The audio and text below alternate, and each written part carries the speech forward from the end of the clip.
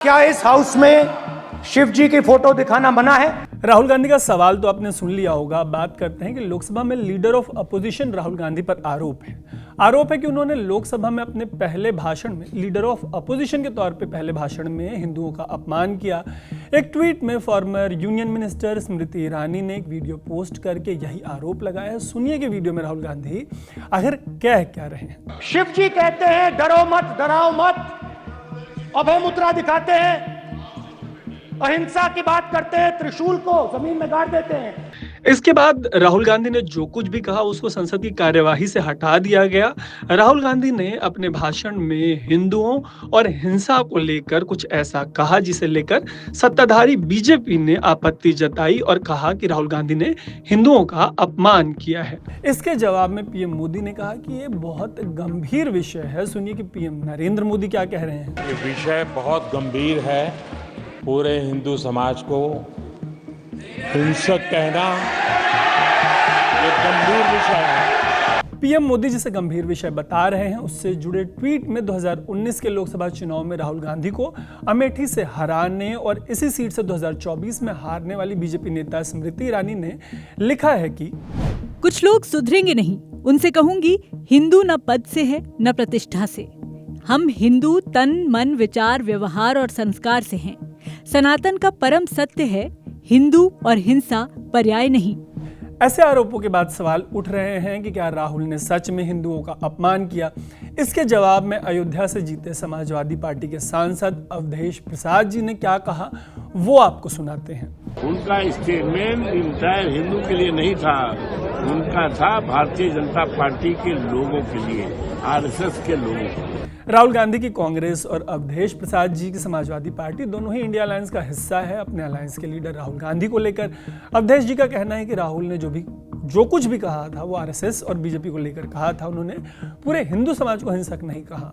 यहाँ पर आपका एक सवाल हो सकता है, सवाल ये कि क्या अवधेश जी सही कह रहे हैं। इसका जवाब मिलता है उस भाषण में जो लोकसभा में राहुल गांधी ने पहली बार वो लीडर ऑफ अपोजिशन बने हैं और इस नाते उन्होंने जो पहला भाषण दिया उसमें, हालांकि उस भाषण के कई हिस्सों को एक्सपंज कर दिया गया है, मतलब लोकसभा की कार्यवाही से हटा दिया गया है। फिर भी पहले आपको बताते हैं कि इस विवाद से जुड़े जो हिस्सा नहीं हटाया गया उसमें राहुल ने क्या कहा। जो हिस्सा नहीं हटाया गया है उसमें राहुल गांधी ने कहा है कि हिंदू धर्म में साफ लिखा है कि सत्य के साथ खड़ा होना चाहिए, सत्य से नहीं डरना चाहिए, अहिंसा हमारा प्रतीक है।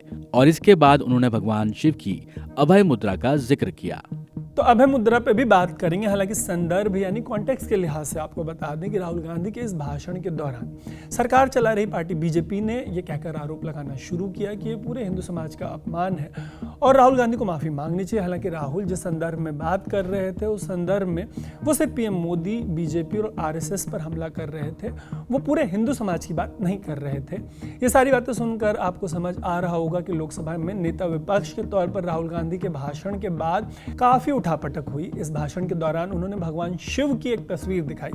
जब उन्होंने शिव जी की तस्वीर दिखाई तो लोकसभा की कार्रवाई रिकॉर्ड कर रहा कैमरा उनसे हटकर स्पीकर ओम बिरला जी की तरफ चला गया, उनको दिखाने लगा। इस पर राहुल गांधी ने आपत्ति जताई कि जब वो शिव जी की तस्वीर दिखा रहे थे तो उन्हें कैमरे से क्यों हटा दिया गया। उन्होंने स्पीकर से सवाल किया कि क्या संसद में शिव जी की तस्वीर को नहीं दिखाया जा सकता। इस पर लोकसभा स्पीकर ने राहुल गांधी को नियम बताया। वो नियमों का हवाला देने लगे। आखिर ये नियम क्या है, इससे जुड़ी एक स्टोरी स्विच पे मेरे साथी सोबान ने की है। उसका लिंक आपको इस स्टोरी के यूट्यूब पोस्ट के डिस्क्रिप्शन में मिल जाएगा। राहुल ये तक कह रहे हैं कि वो शिव जी की शरण में चले गए। इसी शरण की बात को वो शिव जी की तस्वीर से जोड़ रहे हैं। राहुल गांधी खुद को शिव भक्त बताते हैं। हालांकि शिव जी के जरिए उन्होंने पॉसिबली सेक्युलरिज्म की लाइन खींचने की कोशिश की है। I myself was attacked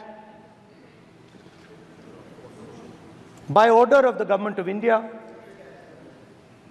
by order obviously of the Prime Minister of India. 20 plus cases, 2-year jail sentence, my house taken away, no problem. Relentless attack in the media 24/7 every single day, abuse, attack. And then the most enjoyable and beautiful part of it, 55 hours of interrogation by the ED. No, which I really enjoyed. Because by the end of the interrogation, the officer off camera, he switched off the camera and then he asked me, Rahul ji, you've been sitting here 55 hours. आप पत्थर जैसे हो, आप हिलते क्यों नहीं हो? मुझसे सवाल पूछा उसने। तो जब ऐसा आक्रमण होता है, when there's an attack like this on you, you obviously need refuge, you need a place, or you need ideas that defend you. अभय मुद्रा की बात में, अभय मुद्रा में शिवजी जैसे बैठे नजर आते हैं, उसे लेकर राहुल गांधी का कहना है कि कुछ ऐसे ही मुद्रा में गुरु नानक से लेकर जीसस से लेकर गौतम बुद्ध तक बैठे नजर आते हैं। उनका कहना है कि ये जैन धर्म से लेकर इस्लाम तक में इनकी मिसाल मिलती है। अपने 2 भारत जोड़ो यात्राओं के दौरान उन्होंने नफरत छोड़ो, भारत जोड़ो से लेकर डरो मत जैसे तमाम नारे दिए। वो लगातार ये भी कहते हैं कि सभी धर्म एक हैं। इसी मैसेज को आगे बढ़ाने के लिए अब वो शिव जी की छवि का इस्तेमाल कर रहे हैं, उनकी अभय मुद्रा का जिक्र कर रहे हैं। इतना ही नहीं है, राहुल अपनी भारत जोड़ो यात्रा के दौरान हिंदुइज्म और हिंदुत्व में भी डिबेट, दोनों के अंतर का डिबेट छेड़ चुके हैं। तब उन्होंने हिंदुत्व को बीजेपी और आरएसएस के साथ जोड़ा था और इसे गलत करार दिया था।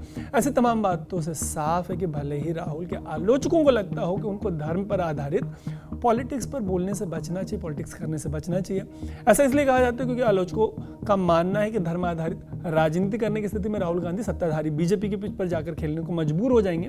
हालांकि हिंसा करने वाले हिंदू नहीं हो सकते से लेकर शिव जी की मुद्रा और हिंदुइज्म वर्सेस हिंदुत्व वाली डिबेट से साफ है कि राहुल गांधी को आलोचकों की परवाह नहीं है। सड़क से संसद तक वो इस पर खुलकर खेलने की तैयारी में है। कमेंट बॉक्स में आप ये जरूर बताइए कि पूरे मामले पर आपकी राय क्या है। ये भी बताइए कि विपक्ष के नेता के तौर पर राहुल गांधी का जो भाषण है वो आपको कैसा लगा। आप इसको कितने नंबर देंगे आउट ऑफ 10। लोकतंत्र में जनता ही जनार्दन है, तो आप ये भी बताइए कि सत्ताधारी पक्ष और विपक्ष जिस तरीके से राजनीति कर रहा है, संसद में जिन मुद्दों को उठा रहा है, उन पे आपकी क्या राय है। और जाते जाते ये भी बताइएगा कि वो कौन से मुद्दे हैं जो आपके हिसाब से संसद में नहीं उठाए जा रहे। बाकी ऐसे ही स्टोरीज के लिए आप स्विच को फेसबुक, यूट्यूब और इंस्टाग्राम पे फॉलो और सब्सक्राइब जरूर कर लीजिएगा। देखते रहिएगा स्विच। मेरा नाम है तरुण।